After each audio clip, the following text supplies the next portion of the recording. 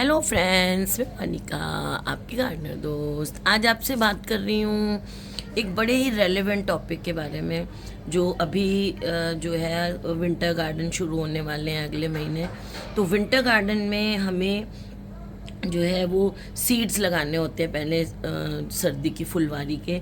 वो जो बीज लगाने होते हैं वो उसका सही समय क्या है, और वो जो है वो हमें कैसे लगाने हैं, इस पे आज मैं बात करूँगी। तो पहले टॉपिक पे अगर मैं बात करूँ तो सही समय क्या है उनके लगाने का, तो सही समय जो है वो है जैसे ही रातें ठंडी होनी शुरू हो जाती हैं। दिवाली के बाद होता है ऐसा, रातें जो हैं वो बिल्कुल ऐसे ठंडी ठंडी होने लग जाती हैं, जैसे रामलीला होती है उसको देखने जाते हैं देर तक लोग, तो वहाँ पर ठंड सी लगनी शुरू हो जाती है रात को। तो जब रातें ठंडी होनी शुरू हो जाती हैं, मैं दिवाली के बाद इसलिए कह रही हूँ क्योंकि दिवाली के दिनों में तो देखिए हम ये बीज वगैरह लगाने का टाइम नहीं मिलता है, स्पेशली लेडीज़ को तो बिल्कुल नहीं मिलता है। तो मैं ये इसलिए कह रही हूँ कि दिवाली के बाद अच्छी तरह से रातें थोड़ी ठंडी होनी शुरू हो जाती हैं, है ना, हल्की हल्की गुलाबी ठंड पड़ने लग जाती है। तो उसमें जो है बीज लगाना सबसे अच्छा रहता है। और वो अब जैसे ही दिवाली निकलेगी आप उसके बाद बीज लगाना शुरू कर दें अपनी सर्दी की फुलवारी की, या फिर कई बार मैं कह देती हूँ कि बरसातों में भी लगा लो। बरसातों में जो हम लगा देते हैं उसका ये है कि वो अब जो बाद में गर्मी पड़ती है उससे पौध मरने का डर रहता है। तो बेस्ट टाइम जो होता है वो है दिवाली के बाद आपको बीज लगाना है। तो बीज लगाना कैसे है, अब ये दूसरी टॉपिक पे बात करते हैं। बीज लगाने के लिए देखिए आपको जो सॉइल मिक्सचर, सबसे पहले हम सॉइल मिक्सचर पे आते हैं। तो सॉइल मिक्सचर बनाने के लिए एक तरीका ये है कि आप एक पार्ट तो गार्डन सॉइल लें और एक पार्ट जो है उसमें रिवर सैंड मिला लें, हाफ हाफ दोनों चीज़ें ले लें, है ना। वो अच्छी तरह से सॉइल मिक्सचर मिला के और उसमें 2 4 5 10 दाने DAP के मिला दें पूरे मिक्सचर में अच्छी तरह से, ज़्यादा नहीं मिलाएं, 5 10 दाने मिला दें उसके, है ना। जैसे मैं अब इतने मिक्सचर की बात करूँ तो 5 10 दाने मिला दें, क्योंकि उसमें जो फॉस्फोरस होता है और जो नाइट्रोजन होता है वो जो है सीड्स के स्प्राउटिंग में हेल्प करता है ना। तो वो और थोड़ी रूट फॉर्मेशन में हेल्प करता है। तो वो आप थोड़े से 2 4 5 10 दाने डाल दें। उसके बाद दूसरा तरह का सॉइल मिक्सचर की अगर मैं बात करूं तो एक हिस्सा अगर आपके यहाँ चिकनी मिट्टी है और तो जो है वो हम रिवर सैंड नहीं डालेंगे, तो आप एक हिस्सा तो ले लें गार्डन सॉयल और एक हिस्सा उसमें वर्मी कंपोस्ट मिला लें, अच्छी तरह से बनी हुई वर्मी कंपोस्ट जो गर्म नहीं हो, ठंडी वर्मी कंपोस्ट होनी चाहिए। वो अच्छी तरह से बनी हुई, जैसे मेरी ये वर्मी कंपोस्ट आपको दिख रही है, अच्छी तरह से बनी हुई है। इसका कलर, इसको सूंघ के देखें, मिट्टी जैसी स्मेल आनी चाहिए। तो ये अच्छी तरह से बनी हुई वर्मी कंपोस्ट है, बिल्कुल ऐसे मिट्टी मिक्स हो जाती है जब केंचुए वर्मी कंपोस्ट बनाते हैं ना, वर्म्स बनाते हैं, तो उसमें मिट्टी मिक्स हो जाती है, तो इसलिए वो थोड़ा उसका सॉइल जैसा टेक्सचर होता है। अगर आप उसको सुखाएं तो उसमें ऐसा नहीं होना चाहिए कि सूखा गोबर उन्होंने छाना हुआ है, पता चल जाता है जब वर्मी कंपोस्ट सूखती है ना।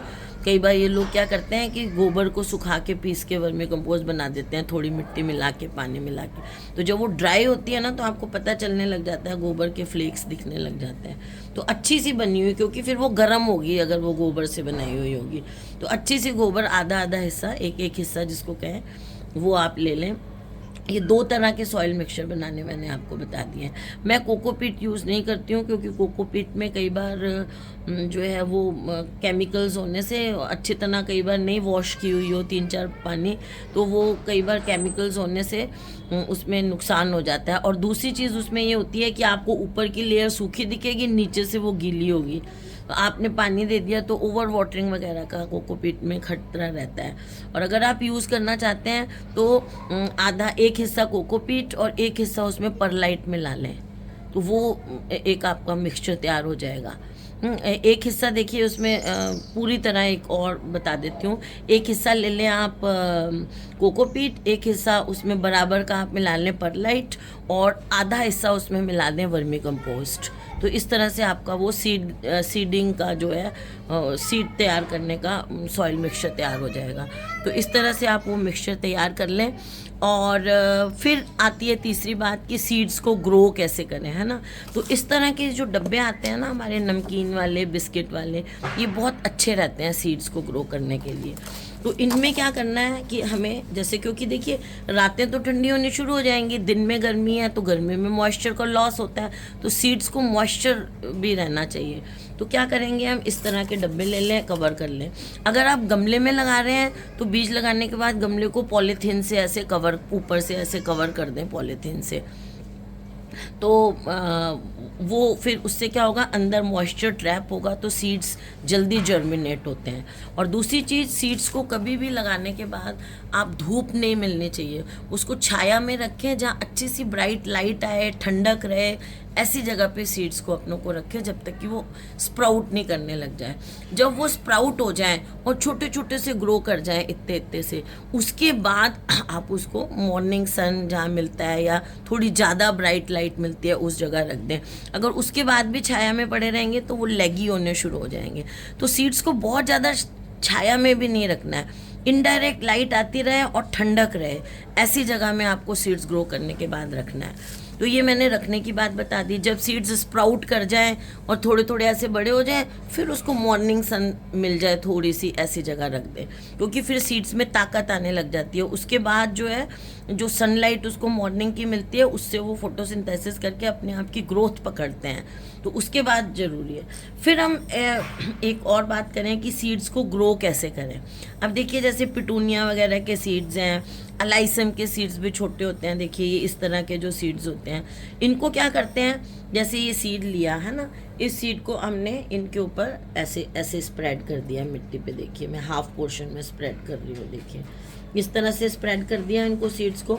उसके बाद इनको हल्का हल्का ऐसे दबा देंगे हम, ठीक। इनके ऊपर जो है ना बहुत ज़्यादा लेयर जो है वो, फिर उसके बाद हल्की सी, देखिए मैं कितनी कम लेयर डाल रही हूँ, देखिए बिल्कुल हल्की सी लेयर। वैसे तो लेयर नहीं भी लगाएं, अगर आप इनको ऐसे हाथ से दबा दें सीड्स को डालने के बाद, तो लेयर लगाने की भी आपको कोई ज़रूरत नहीं है। तो इस तरह से इनको लगाते हैं। इनके ऊपर अगर आपने मोटी लेयर मिट्टी की डाल दी तो ये सीड्स कभी भी जर्मिनेट नहीं होंगे। जो भी बारीक सीड्स होते हैं, स्पेशली पिटूनिया वगैरह के, वो इसी तरह से ग्रो किए जाते हैं।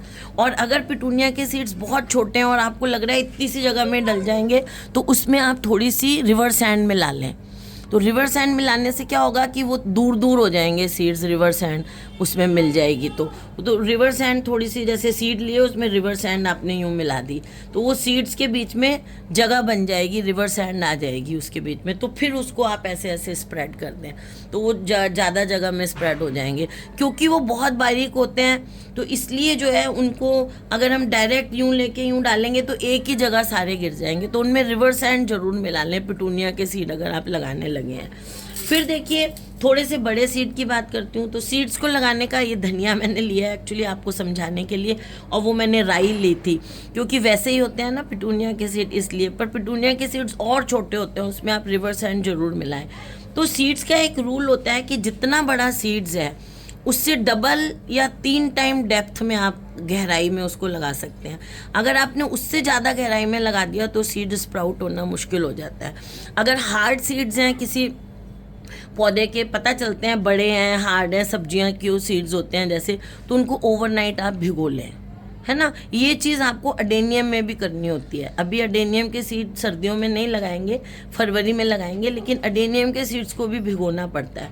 तो ये जो सीड्स हम लेते हैं, इनको बस जितने, ये कोई भी सीड हो, जितना वो बड़ा है उससे बस 2 गुना या 3 गुना गहराई तक लगे। जैसे 1 सेंटीमीटर का सीड है तो वो ज़्यादा से ज़्यादा 3 सेंटीमीटर गहराई तक उसको आप दबाएं। उससे ज़्यादा अगर आप दबा देंगे तो वो, अब जैसे मैंने ये, चलिए ये ऐसे डाल दिया, रैंडम ये डाल दी, है ना। अब जैसे ये सीड मान लो 1 सेंटीमीटर का है, तो अब इसमें मुझे क्या करना पड़ेगा कि इसके ऊपर 2 सेंटीमीटर की लेयर डालनी पड़ेगी, ये देखिए, है ना, ताकि ये अच्छी तरह दब जाए, तभी ये अच्छी तरह से स्प्राउट होगा। ये देखिए, तभी ये अच्छी तरह से स्प्राउट होगा, है ना। अगर ये सीड और भी बड़ा है, थोड़ी और लेयर मोटी लगानी पड़ेगी। तो जितना कोई सीड बड़ा है उस जितना उसका डायमीटर है सीड का, उससे मतलब 2 टाइम्स या 3 टाइम्स डेप्थ में हम उस सीड को लगा सकते हैं। फिर अब जैसे हमने ये सीड लगा दिया, अच्छा ये जो पॉट लेंगे ना, ये मैंने बहुत चीज़ एक अच्छी इम्पॉर्टेंट मिस कर दी कि इस तरह के डब्बे जब आप लेंगे तो इसके नीचे जो है ना, डब्बे के नीचे की साइड देखिए, मैं आपको ये डब्बा एक और दिखाती हूँ, ये देखिए ये डब्बा दिखाती हूँ। तो ये जब आप डब्बे लेंगे ना, इसके नीचे आप कोई चाकू गरम करके या कोई भी चीज़ ऐसे होल्स कर लें इसके नीचे, है ना। ऐसे ही लगाएंगे तो ये वाटर लॉगिंग हो जाएगी और आपका सीड्स लगेंगे नहीं। इनके नीचे ऐसे छेद कर लें ताकि एक्स्ट्रा पानी निकल जाए।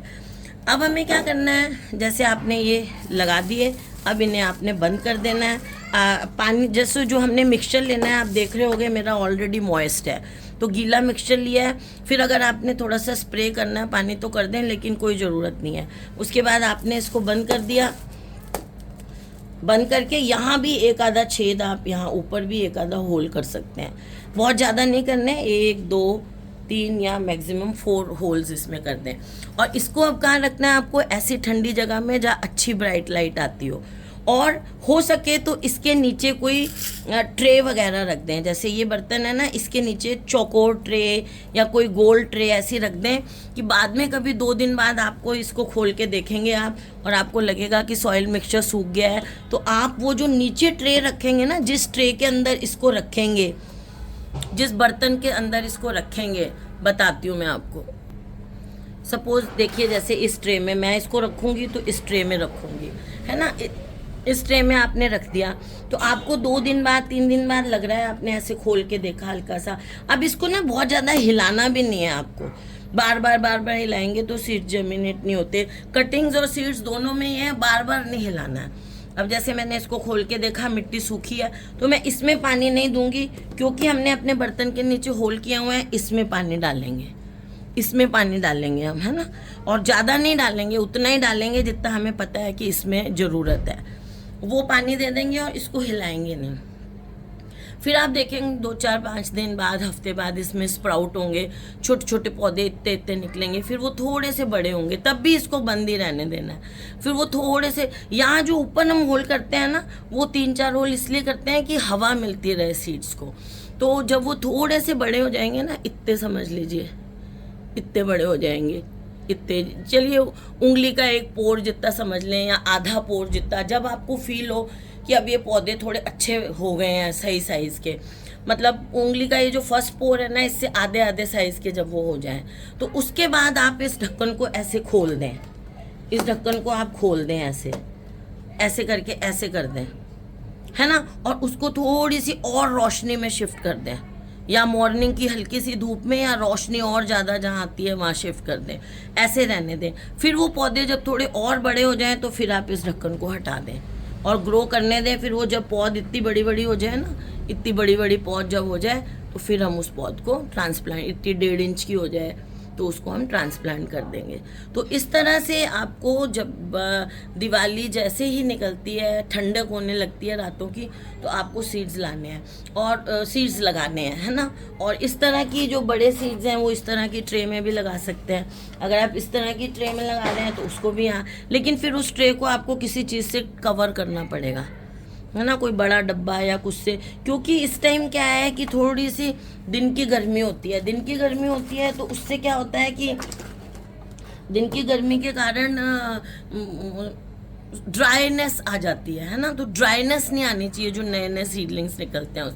एक चीज़ और मैं बताना आप लोगों को भूल गई कि ये जो आप सॉइल मिक्सचर बनाएंगे ना, इसमें फंजीसाइड जरूर डालें। कोई भी फंजीसाइड हो, आधा चम्मच फंजीसाइड जरूर डालें, क्योंकि जो सीड्स स्प्राउट होते हैं ना, उनमें फंगस बहुत जल्दी लगती है। तो पानी का एक तो ध्यान रखें कि ज़्यादा नहीं होना चाहिए, बस मॉइस्ट ही रहनी चाहिए। मिट्टी बहुत ज़्यादा पानी होगा तो फंगस लग जाती है और आपके सारे सीड्स स्प्राउट तो हो जाएंगे लेकिन सब खराब हो जाएंगे। तो इस चीज़ का विशेष ध्यान रखें आप। और बस इस तरह से अपने सीड्स को लगा लें और उनकी तैयारी कर दें। और कौन कौन से सीड्स लाएं इस टाइम और लगाने के लिए तैयारी कर लें, उस पर मैं आपको 1-2 दिन में फिर वीडियो बना के दिखाऊंगी। तो फ्रेंड्स, अगर आपको ये वीडियो अच्छा लगा हो तो इसे लाइक करिएगा, शेयर करिएगा और मेरे चैनल को सब्सक्राइब करिएगा। Okay friends, bye.